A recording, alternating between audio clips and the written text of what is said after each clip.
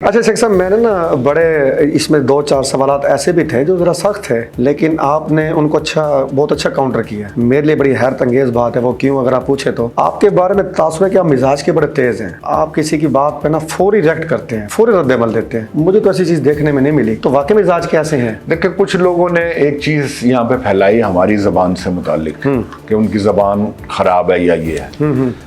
तो अवैसी साहब, मुझे तो फ़ख्र है कि मैं जिस कौम का सपूत हूँ उसकी जो ज़बान खरी और सच्ची ज़बान है। बिल्कुल। और मेरी अगर ज़बान को कोई बुरा कहेगा कि इसकी लैंग्वेज सही नहीं है, इसकी ज़बान सही नहीं है, तो मैं ये समझूंगा कि वो कोई अपने दिल की कोई जो है ना खलिश वो उसको मुतमईन कर रहा है। नहीं तो ऐसी बात नहीं है। नहीं तो भाई देखो, हम अल्हम्दुलिल्लाह यहाँ पे एक अब फिर इस चीज़ पे भी इतराज़ है जी 40 साल से सियासत 30। ओ भाई, ये तो हमारे मेडल हैं।